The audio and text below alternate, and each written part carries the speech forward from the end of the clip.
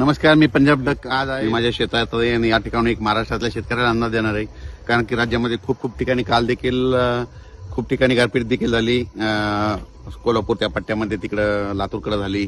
तर आज देखील अहिल्यानगरकडे पाऊस चालू आहे आणि शेतकऱ्याचे फोन येत आहेत की आणखीन वातावरण कसं आहे. तर राज्यातल्या सर्व शेतकऱ्याला सांगायचं होतं की राज्यामध्ये आज आहे 22 एप्रिल, 22 उद्या 23 आणि 24 आणखीन 2 दिवस विखुरलेल्या स्वरूपाचा एक अवकाळीचा सावट आहे. म्हणजे 25-26 तारखेपर्यंत राज्यात अवकाळीचं सावट आहे, म्हणून हा अंदाज राज्यातल्या सर्व शेतकऱ्यांनी लक्षात घ्यायचा. त्याच्यानंतर राज्यामध्ये 27 तारखेपासून राज्यात परत उन्हाचा पारा वाढत जाणार आहे. उन्हाचा पारा वाढत जाणार आहे, उष्णतेची लाट येणार आहे, म्हणून हा अंदाज लक्षात घ्यायचा. मग सांगायचं झालं तर ही लाट मग उष्णतेची पूर्व विदर्भ, पश्चिम विदर्भ, दक्षिण महाराष्ट्र, उत्तर महाराष्ट्र, कोकणपट्टी, खानदेश सगळीकडे म्हणजे मात्र 26 तारखेच्या नंतर 27 तारखेपासून चांगलं उन्हाचा पारा वाढणार आहे, म्हणून हा अंदाज सर्व शेतकऱ्यांनी लक्षात घ्यायचा.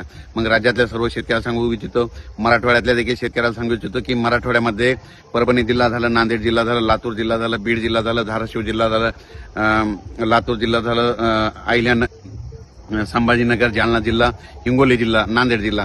तर ते शेतकऱ्याला सांगू इच्छितो की आणखी 3 दिवस म्हणजे आज 22, 23 आणि 24 दरम्यान फक्त विखुरलेल्या स्वरूपाचा तुरळक ठिकाणी अवकाळी पावसाचा सावट आहे, म्हणून हा अंदाज मराठवाड्यातल्या शेतकऱ्यांना लक्षात द्यायचा. विदर्भात देखील आणखी 2-3 दिवस सगळीकडे नाही, पण अवकाळीचा वेग दररोज एक दिवस आड भाग बदलत अवकाळी मध्यरात्रीच्या येणार आहे, म्हणून हे देखील विदर्भातल्या सर्व शेतकऱ्यांनी अंदाज लक्षात द्यायचा.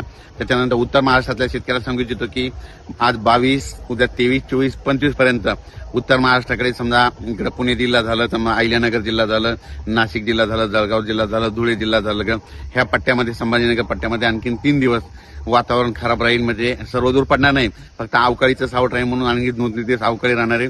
पण 27 तारखेपासून पुन्हा परत तीव्र उष्णतेची लाट येणार आहे.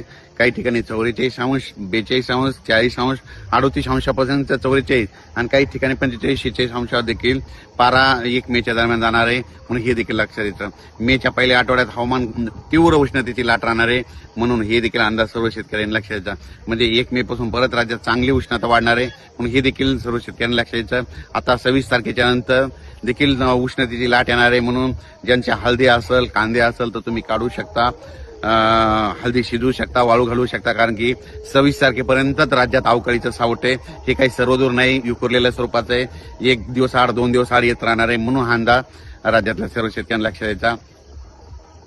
तसेच इकडं धाराशिव जिल्हा झालं, लातूर जिल्हा झालं, त्याच्यानंतर कोल्हापूर जिल्हा झालं, त्याच्यानंतर सातारा जिल्हा झाला. आज देखील सातारा जिल्ह्यात खूप पाऊस गारपीट झाली. तर सातारा जिल्हा झाला, पुणे जिल्हा झाला, 2 तालुका झालं, त्याच्यानंतर अहिल्यानगर, त्याच्यानंतर नाशिक, येवला ह्या पट्ट्यामध्ये आणखी जवळपास 3 दिवस वातावरण थोडं खराबच राहणार आहे, म्हणून हे अंदाज लक्षात यायचा. राज्यात मात्र 27 तारखेपासून राज्यात परत हवामान कोरडं होणार आहे, उष्णतेची लाट येत राहणार आहे, म्हणून हा अंदाज लक्षात घ्यायचा. उष्णतेपासून लहान मुलाची, वयोवृद्धाची आणि आपल्या पाळीव प्राण्यांची काळजी घ्यावी, म्हणून हे देखील या व्हिडिओमध्ये सांगतो. 1 मेच्या पहिल्या आठवड्यात चांगली उष्णतेची तीव्र लाट राहणार आहे, म्हणून हे देखील लक्षात घ्यायचं.